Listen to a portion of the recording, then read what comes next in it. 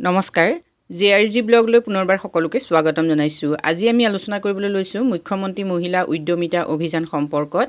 ইতিমধ্যে আপোনালোকে গম পাইছে যে অসম ৰাজ্যিক গ্ৰামীণ জীৱিকা অভিযানৰ অধীনত যিসকল মহিলাই SSG আৰম্ভ কৰি SSG চলাই আছে সেই মহিলাসকলক অসম চৰকাৰৰ তৰফৰ পৰা প্ৰথম পৰ্যায়ত 10,000কৈ টকা যিকোনো ধৰণৰ ক্ষুদ্ৰ উদ্যোগ প্ৰতিষ্ঠা কৰি জীৱিকা নিৰ্বাহ কৰাৰ সুবিধাৰ বাবে দিয়া হ'ব আৰু পৰৱৰ্তী পৰ্যায়ত 25,000 তাৰ পৰৱৰ্তী পৰ্যায়ত 50,000 টকা মহিলাসকলক দিয়া হ'ব। মানে সৰ্বমুঠ 85,000 টকা মহিলাসকলে লাভ কৰিব এই মুখ্যমন্ত্ৰী মহিলা উদ্যমিতা অভিযানৰ জৰিয়তে।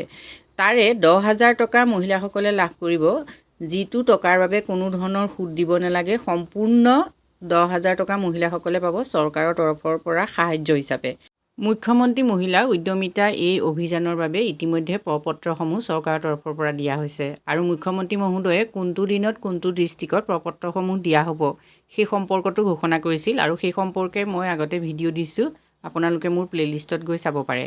আবেদন প্ৰপত্ৰসমূহ সম্পূৰ্ণ বিনামূলীয়া আৰু আপোনালোকে এই প্ৰপত্ৰসমূহ নিজে গৈ পেলাই সংগ্ৰহ কৰিব লাগিব, মানে আনোতে আপোনালোকে চহী কৰিব লাগিব। তাৰ লগতে এই প্ৰপত্ৰসমূহৰ কোনো ফটোষ্টেট কপি পিছত লোৱা নহ'ব, মানে ফৰ্মসমূহৰ ফটোষ্টেট কপি বৈধ নহয়। প্ৰপত্ৰসমূহ কোনে কোনে বিতৰণ কৰিব সেই সম্পৰ্কতো আপোনালোকে চাই লওক। ভিঅ'ৰ সভানেত্ৰী, সম্পাদিকা আৰু হিচাপ ৰক্ষকে প্ৰপত্ৰসমূহ বিতৰণ কৰিব লাগিব। গোটৰ সদস্যসকলে কোনো নথিপত্ৰ কিন্তু লগত আনিব নালাগে।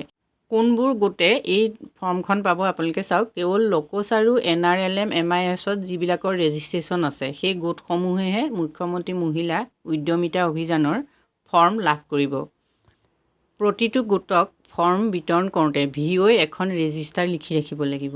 লগতে ফৰ্মসমূহ বিতৰণ কৰিবলৈ আহোঁতে যিসকল সখী আহিব তেওঁলোকে তেওঁলোকৰ নিৰ্দিষ্ট ড্ৰেছত আহিব লাগিব।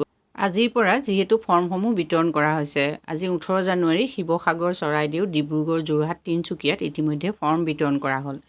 মহিলাসকলে ইতিমধ্যে যথেষ্ট উৎসাহেৰে ফৰ্ম সংগ্ৰহ কৰিছে। আপোনালোকে কেইটামান দৃশ্য চাওক। যথেষ্ট মহিলা আছে, প্ৰতিটো পঞ্চায়ততে যথেষ্ট মহিলাৰ উপস্থিতি দেখা গৈছে, যিহেতু 39 লাখ মহিলাই এই উদ্যমিতা আঁচনিৰ সুবিধা লাভ কৰিব। গতিকে প্ৰতিটো পঞ্চায়ততে যথেষ্ট মহিলা গোট খাইছে।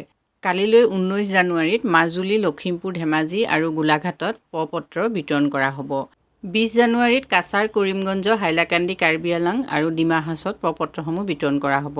21 জানুৱাৰীত প্ৰপত্ৰসমূহ বিতৰণ কৰা হ'ব বিশ্বনাথ, শোণিতপুৰ, নগাঁও আৰু দৰঙত। 22 জানুৱাৰীত মৰিগাঁও, হোজাই, ওদালগুৰিত প্ৰপত্ৰসমূহ বিতৰণ কৰা হ'ব আৰু 23 জানুৱাৰীত কামৰূপ মেট্ৰ', নলবাৰী, তামুলপুৰত বিতৰণ কৰা হ'ব। 24 জানুৱাৰীত বৰপেটা, বঙাইগাঁও, গোৱালপাৰা, বজালী ডিষ্ট্ৰিক্টত প্ৰপত্ৰ বিতৰণ কৰা হ'ব আৰু 25 জানুৱাৰীত ধুবুৰী, দক্ষিণ শালমাৰা, কোকৰাঝাৰ, চিৰাং, বাক্সাত প্ৰপত্ৰসমূহ বিতৰণ কৰা হ'ব। প্ৰপত্ৰসমূহ বিতৰণ কমপ্লিট হোৱাৰ পাছতহে এই প্ৰপত্ৰসমূহ কেনেকৈ পূৰণ কৰিব, লগতে কিমান তাৰিখলৈকে আপোনালোকে প্ৰপত্ৰ জমা দিয়াৰ ডেট পাব সেই সম্পৰ্কে চৰকাৰে ঘোষণা কৰিব। আজি ভিডিঅ'টোত আমি আপোনালোকৰ বাবে এইখিনি তথ্য আগবঢ়াইছোঁ আৰু পৰৱৰ্তী ভিডিঅ'ত কেনেকৈ আপোনালোকে ফৰ্মখন ফিল আপ কৰিব বা ফৰ্মখনত কি কি ডকুমেণ্টছ লাগিব সেই সম্পৰ্কে আলোচনা কৰিম। যদি আপোনালোকে ভিডিঅ'টো ভাল পাইছে তেতিয়াহ'লে লাইক কৰিব, কমেণ্ট কৰিব, লগতে আপোনালোকে আপোনালোকৰ লগৰ সকললৈ ভিডিঅ'টো শ্বেয়াৰ কৰিব। আজিলৈ ইমানেই, ধন্যবাদ।